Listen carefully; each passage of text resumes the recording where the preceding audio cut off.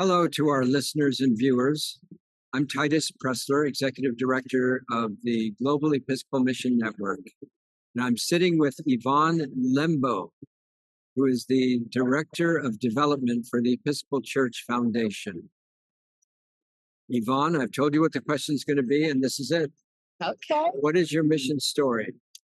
I am so excited, Titus, to share my mission story today. So, before coming to the Episcopal Church Foundation, a large part of my journey with Christ has been tightly wound with global missions.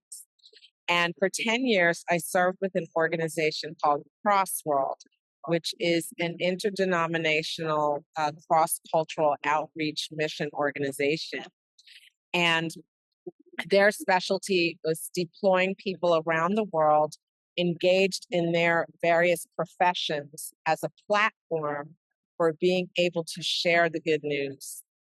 And so, as I served with them, which is also my start in development, by the way, Oh, yes. as I served with them, I was really captured by the call to engage people of color and people from multicultural backgrounds in cross-cultural outreach. So as we know, the traditional mission narrative has been tied together with the colonial imperial story. But by engaging a multicultural approach, we were able to bring a different lens to the story of Christ and a different way of connecting with people cross-culturally that opened doors for sharing the good news of Christ and for helping people building up their communities. So my final project as I was leaving Crossworld was to establish a nonprofit organization called Meet Me in Africa. And I love that name, Meet Me in Africa.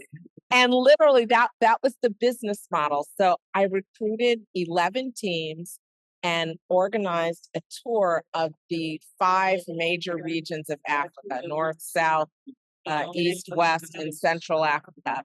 And each week of the tour, a new team from the US would meet me in Africa for a week of, we did musical outreach because music is such a great connector. And the teams I was working with were very strong musically. So that was an area of comfort for them. They could do something that they felt comfortable with and be effective in their missional outreach. And so we had 88 people all together from all kinds of backgrounds. I mean, multicultural, from the islands, people of color from the States were involved.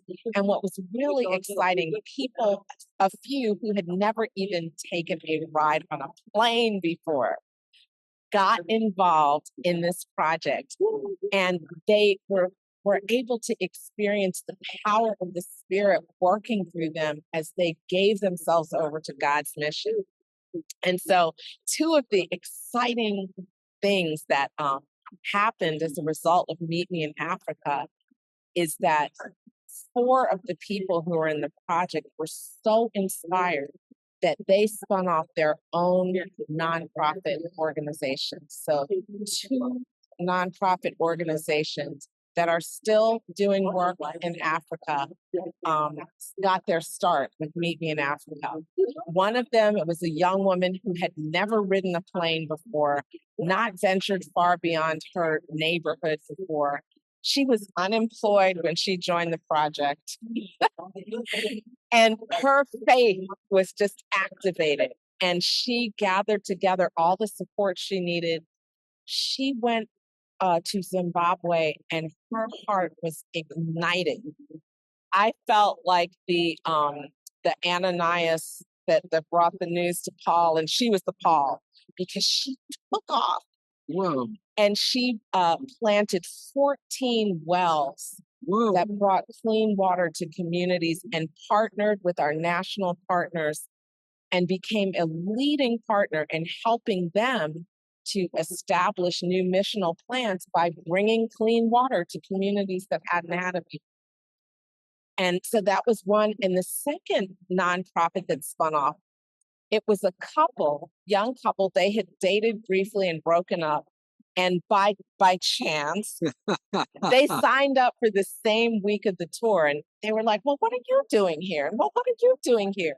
So, long story short, they were on the tour for a week, reconciled, got married. I think they have 3 children now, and partnered with another person on that week of the tour to found an organization called Thirst No More. And they focus on Central Africa. I think they've branched out to other parts of the world now, providing clean water, community development. And I was so heartened, Titus, just a couple weeks ago, one of the young men who helped to found that, he wrote this tribute to me, totally unexpected. He said, "I remember Yvonne came to visit me in my living room and told me about cross-cultural missional outreach. And he said, my life has never been the same since then." And there's God is a missional God. And as soon as we are connecting with God's heart for missional outreach, all of the power of God, the grace of God, the joy of the Lord, it's just like floodgates open, because this is God's mission. This is God's heart for the world. This is what God wants for us. And so even though now I'm development is how God is using me and calling me, it's that missional call that is so close to God's heart. And I'm so excited that God has allowed us to be part of that. Yvonne, thank you so much. That is an inspiring story. God Thank bless you. Titus. God bless you. Thank you.